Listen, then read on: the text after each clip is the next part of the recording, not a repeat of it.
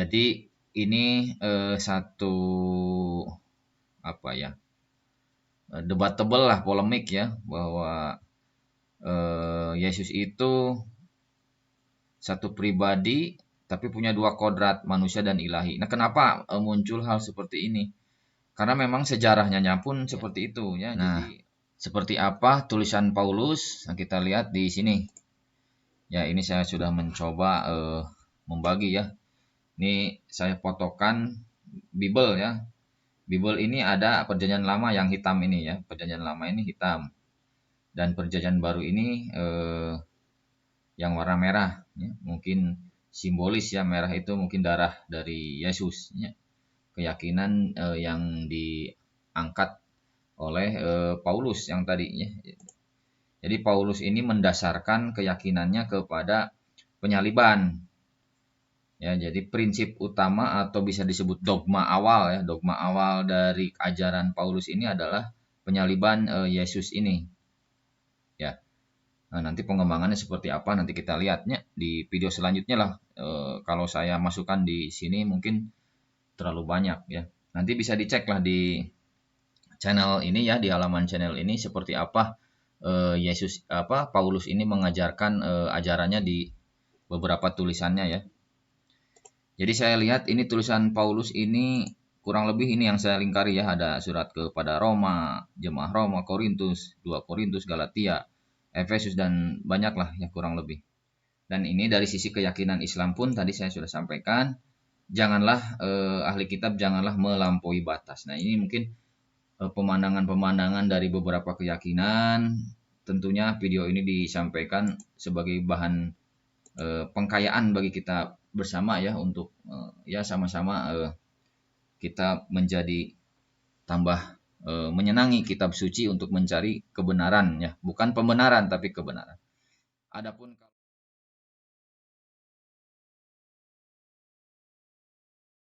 Bismillahirrahmanirrahim. Assalamualaikum warahmatullahi wabarakatuh. Hari ini hari Sabtu ya, tanggal 17 Juli 2022. Saya ingin menampilkan sebuah bahasan terkait, saya kasih judul polemik ya.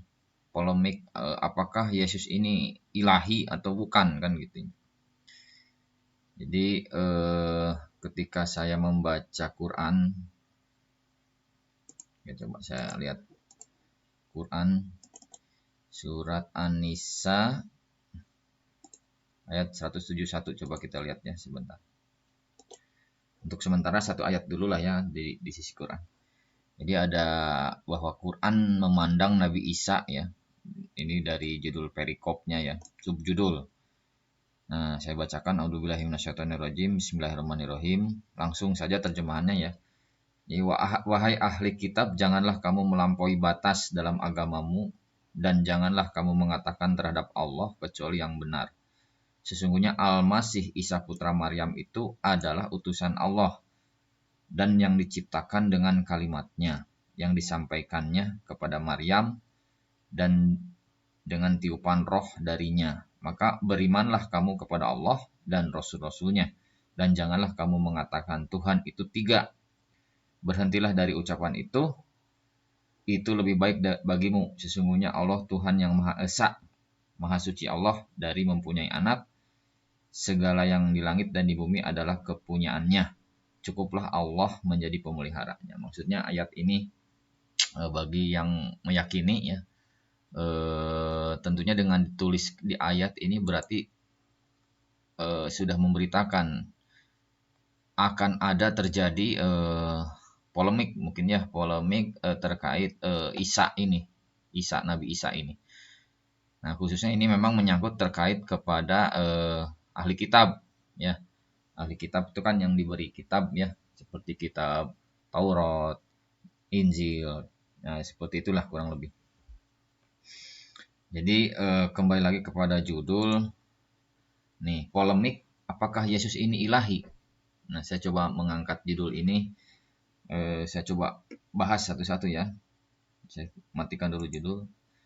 Nah, jadi ini saya sudah mendapatkan bagan lah kurang lebih ya. Bagan ini Saya rujuk dari referensi ini dari sini ya, dari sini. Jadi saya coba buka referensi dari Santo John in the Wilderness ya, pendidikan orang dewasa ya. Coba kita lihat.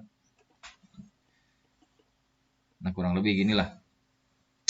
Jadi ada panah ya, bahwa Yesus ini manusia, tapi Yesus ini juga divinity. Divinity maksudnya ilahi ya.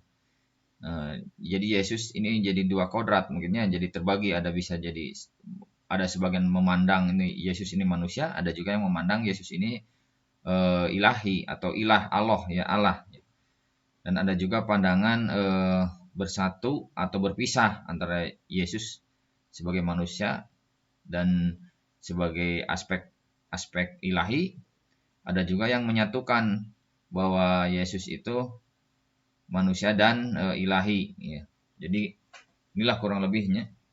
Nah, ini ada juga bagan, ini bahasa Inggris nih. Ini saya ambil, saya simpan di sini, coba saya terjemahkan dengan bahasa Indonesianya. Jadi kurang lebih ini jangan dulu yang muncul yang ini ya, ini masa kini. Coba saya matikan dulu. Oke. Nah, saya besarkan ya, jadi kurang lebih begini. Nah, mudah-mudahan terlihatnya. Jadi ini satu apa ya, debatable lah, polemik ya, bahwa Yesus itu satu pribadi tapi punya dua kodrat, manusia dan ilahi. Nah, kenapa muncul hal seperti ini? Karena memang sejarahnya pun seperti itu ya. Jadi saya lihat dari sejarah gereja awal atau ya mungkin sepeninggalan Yesus atau Isa yang naik ke langit atau ya, naik ke langit atau ada peristiwa penyaliban lah kurang lebih. Artinya Nabi Isa atau Yesus tidak ada, itu kemudian muncullah pengajar-pengajar ya. Di sini kita lihat sebenarnya jangan dulu dilihat yang ini, kita lihat ini ya. Jadi ada Paulus di sini dari tragedi penyaliban ini ya. Ini muncullah pengajar kekristenan ya. Di sini adalah Paulus. Paulus menyebarkan beberapa tulisannya ini ke daerah barat ya, baik ke Asia kecil ya, di daerah Turki, terus lanjut ke Yunani dan lanjut ke Romawi, sehingga keyakinan ini menjadi mainstream gitu ya. Nah, seperti apa tulisan Paulus? Nah, kita lihat di sini. Ya, ini saya sudah mencoba membagi ya. Ini saya fotokan Bible ya. Bible ini ada Perjanjian Lama yang hitam ini ya. Perjanjian Lama ini hitam. Dan Perjanjian Baru ini yang warna merah ya. Mungkin simbolis ya, merah itu mungkin darah dari Yesus ya. Keyakinan yang diangkat oleh Paulus yang tadi ya. Jadi Paulus ini mendasarkan keyakinannya kepada penyaliban. Ya, jadi prinsip utama atau bisa disebut dogma awal ya, dogma awal dari ajaran Paulus ini adalah penyaliban Yesus ini. Ya. Nah, nanti pengembangannya seperti apa nanti kita lihatnya di video selanjutnya lah. Kalau saya masukkan di sini mungkin terlalu banyak ya. Nanti bisa dicek lah di channel ini ya, di halaman channel ini seperti apa Paulus ini mengajarkan ajarannya di beberapa tulisannya ya. Jadi saya lihat ini tulisan Paulus ini kurang lebih ini yang saya lingkari ya, ada surat kepada Roma, jemaah Roma, Korintus, 2 Korintus, Galatia, Efesus dan banyaklah ya kurang lebih. Termasuk ada juga tulisan Lukas ya. Jadi Lukas ini juga nah ini yang agak buremnya sedikitnya. Jadi Lukas ini juga menuliskan Injil Lukas ya. Dan kedua juga kisah para rasul. Para rasul juga terminologi dari orang Kristennya. Jadi rasul itu memang utusan, sebenarnya kurang tepat juga disebut rasul sebenarnya. Karena rasul itu memiliki makna ya. Kalau di Quran itu kan Rasulullah, jadi utusan Allah. Tapi di sini eh, kisah para rasul itu berarti utusannya yang mengutus bukan bukan Allah. Nah, ini agak terminologinya agak berbeda. Jadi ini ada kisah para rasul tulisan Lukas dan Lukas ini adalah eh, teman seperjalanan dari Paulus. Jadi kalau saya hitung memang hampir relatif perjanjian baru ini ajaran dari Paulus ya, kurang lebih lah seperti ini. Nah, ajarannya itu memang mendasarkan kepada tadi keimanan yang memang kepada pusatnya itu kepada penyaliban. Di mana penyaliban ini diartikan sebagai penebus dosa ya. Jadi manusia ini awalnya itu berdosa dari Nabi Adam sampai eh, kapanpun manusia ini berdosa ya, dan bisa ditebus dengan keimanan. Jadi terminologi iman juga berbeda juga nih ya, antara beberapa agama berbeda. Ini khususnya untuk keimanan dari sisi Kristen ya. Jadi Kristen itu mendasarkan iman itu kepada penyaliban sebagai penebus dosa. Jadi yang dimaksud iman kepada Yesus itu ya berarti harus mempercayai bahwa penyaliban ini adalah penebus dosa ya. Nanti polemik juga banyak ya, di mana perbuatan baik ya, beramal soleh atau hukum-hukum syariat seperti Taurat itu eh, dinomor duakan lah, bahkan tidak di apa namanya, tidak menjadi prinsip.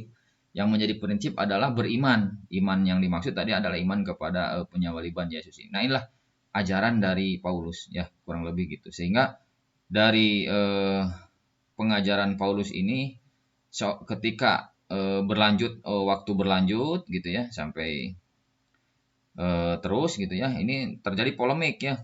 Setelah Paulus meninggal pun akhirnya terjadi polemik karena ajaran Paulus ini di tulisan-tulisannya sangat apa namanya, mengangkat mengangkat sosok dari Yesus gitunya, diangkat setinggi-tingginya sehingga terjadi apa namanya, permasalahan lah, bukan permasalahan apanya, karena saking tingginya makna dari Yesus itu sehingga terjadilah polemik mungkin ya, apakah Yesus itu Tuhan kan, mempunyai sifat ilahi kan gitu. Nah, inilah permasalahannya sebenarnya. Jadi dari judul ini ya saya mencoba membahasnya terkait polemik apakah Yesus ini ilahi ya. Jadi dari sisi kenapa terjadi polemik ini, karena memang awalnya eh, atas karya Paulus sendiri yang memang mengangkat sosok dari Yesus ya. Dan dia angkat bukan hanya Yesus tapi diangkat juga peristiwa penyaliban sebagai dasar keimanan. Sehingga setelah kematian Paulus akhirnya banyak terjadi apa namanya ini, perbedaan pendapat, silang pendapat ya terkait Yesus ini sendiri. Nah, jadi kurang lebih ini terjadi ya. Mana coba saya. Nah, ini silang pendapat bahwa Yesus ini Tuhan atau manusia kan gitu, karena memang sangat penting bagi ajaran Paulus ini ya, sangat penting, dan Paulus ini memang sangat diakui terlebih dari sisi kemajuan lah. Romawi Barat itu kan karena diterima ya dari sisi keyakinannya diterima oleh bangsa Eropa sehingga menjadi mainstream. Nah, kurang lebih gitulah. Nah, ajaran ini akhirnya kurang lebih beginilah. Jadi terjadilah silang pendapatnya bahwa Yesus itu satu pribadi tapi mempunyai dua kodrat ya. Bisa berkodrat manusiawi dan bersifat kodrat ilahi juga. Nah, ini jadi beda pendapat. Ada yang lebih ke kiri dan lebih ke kanan. Kalau ke kiri menekankan Yesus sebagai manusia. Jadi Yesus itu manusia kan, tidak mempunyai sifat ketuhanan. Tapi kalau lihat ke sini ini penekanannya Yesus sebagai ilahi lah, kurang lebih sebagai Tuhan. Jadi tambah ke sini Yesus itu Tuhan. Tapi kalau tambah ke sini Yesus itu manusia. Nah, ajaran ini diprakarsai oleh Ebionitisme ya. Nah, kalau yang lebih ke kanan ini oleh Doketisme. Doketisme itu ingin menampilkan bahwa Yesus itu adalah Tuhan, mempunyai sifat ilahi. Nah, kalau di tengah-tengahnya eh, Yesus hampir ilahi. Nah, ini ajaran dari Apollinarius ya, Apollinarius. Adapun ini di tengah-tengahnya ini Arianisme ya, jadi Arianisme. Seperti yang kita lihat di sini juga polemiknya seperti ininya. Jadi ada Arianus ini debat dengan yang menyatakan keilahian. Ini kebetulan sudah Tertullianus, ini Trinitas, nantilah ini video selanjutnya ya. Kita kembali dulu ke sini. Jadi memang permasalahannya di sini dulu terkait Yesus itu mempunyai sifat ketuhanan, kodrat ilahi atau juga manusia. Jadi kalau ke kiri ini manusia biasa, ya kalau ke sini Paul ya artinya sempurna sebagai Tuhan. Tapi di tengah-tengahnya ada nih. Ini Yesus hampir menjadi ilahi lah, hampir dekat-dekat ke ilahi. Nah, ini ajaran Apollinarius. Kalau di sini Yesus ciptaan pertama. Maksudnya gini. Ini derajatnya memang agak beda bahwa Allah atau ilah ini membuat ciptaan ya. Ciptaan pertama ini adalah Yesus gitu. Jadi memang pangkatnya turun di bawah ilahi tapi Yesus ini sebagai ciptaan pertama. Nah, ini posisi moderatnya lah kurang lebih ini moderat dari sisi ajaran ebionisme ya. Kalau ebionisme mengatakan Yesus adalah manusia gitu. Gitu ya. Kalau ini moderatnya hampir ilahi itu oleh Apollinarius. Kurang lebih gitunya. Terus yang ke atas ke bawah ini apa? Nah, ini ada sebuah model juga. Jadi kalau yang model ini penekanan kesatuan dan pemisahan Yesus sebagai manusia dan aspek ilahiyah. Jadi ini dua pribadi katanya manusia dan ilahi. Jadi Yesus itu punya dua pribadi manusia dan ilahi. Nah, ini aliran dari Nestorianisme ya. Diajarkan oleh Antioquia. Antioquia itu di daerah Turki hampir ke Galilea ya di daerah sini. Ya, memang ini Antioquia. Satu lagi di yang mana ini? Yang satu lagi di Alexandria. Ya, jadi Alexandria itu di Mesir. Ya, lebih menekankan kepada satu pribadi. Jadi manusia kodrat ilahi. Jadi Yesus itu satu pribadi ya. Penekanan kesatuan Yesus sebagai manusia dan aspek ilahiyah. Jadi aspek Tuhan dan aspek manusia itu bersatu gitu ya. Nah, ini ajaran dari Alexandrian.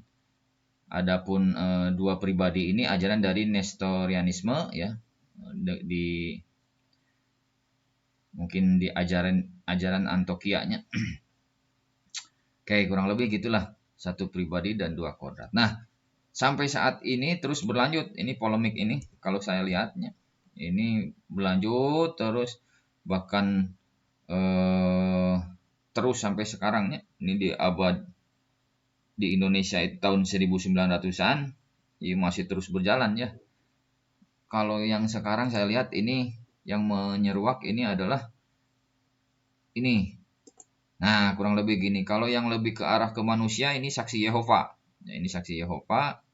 Tapi kalau mengarah kepada Yesus itu adalah Tuhan, ini adalah oneness lah kurang lebih gitu ya. Kalau di tengah-tengah mungkin ini trinitasnya. Jadi trinitas ini memang mainstream, tapi ketika mainstream ini memunculkan pemikiran-pemikiran baru ya lebih ke arah manusia ini saksi Yehova. Terus kalau memang saksi Yehova itu maksudnya begini, Yesus itu manusia lah lebih ke arah manusianya. Tapi saksi Yehova mengatakan bahwa Yesus itu ada tingkatannya agak berbeda dengan yang lainnya, dengan manusia lain atau dengan ciptaan yang lain. Sehingga agak dibedakannya itu Yesus ini adalah ciptaan pertama, tapi manusianya karena status Tuhan itu di atas segalanya. Allah itu di atas segalanya dan Yesus itu mungkin sekundari ya yang keduanya. Nah, sekarang kalau yang oneness itu ya Yesus itu ya Tuhan, kurang lebih gitu ya. Nah, mungkin nanti video selanjutnya akan kita bahas nanti ya terkait oknum satu lagi. Di mana oknum satu lagi nanti terkait polemik keberadaan Roh Kudus ya. Jadi ada lagi satu oknum yang belum kita bahas mungkin di judul selanjutnya ya. Karena memang setelah muncul Roh Kudus nanti Trinitas itu terbentuknya kurang lebih gini. Nah, inilah Trinitas ini adalah pengakuan iman dari Nikea ditambah Konstantinopel. Jadi Nikea ini 325, kemudian diperbaharui lagi oleh pengakuan iman Rasuli di tahun 381. Ya, nanti kita bahas di video selanjutnya. Ya, untuk sementara mungkin video ini cukup dengan judul apakah Yesus ini ilah atau tidak ya, jadi disambungkan dari sisi keyakinan Kristen ya, berdasar kepada tadi Paulus ini memang sangat mengangkat citra penyaliban yang terjadi ya di periode Yesus gitu ya. Dan ini dari sisi keyakinan Islam pun tadi saya sudah sampaikan, janganlah ahli kitab janganlah melampaui batas. Nah, ini mungkin pemandangan-pemandangan dari beberapa keyakinan. Tentunya video ini disampaikan sebagai bahan pengkayaan bagi kita bersama ya, untuk ya sama-sama kita menjadi tambah menyenangi kitab suci untuk mencari kebenaran ya, bukan pembenaran tapi kebenaran. Adapun kalau salah ini datang dari saya dan saya mengundang komentar ya, barangkali ada kesalahan gitu ya. Dan adapun kalau benar itu datang dari Allah Subhanahu wa taala. Saya cukupkan sekian video kali ini. Assalamualaikum warahmatullahi wabarakatuh.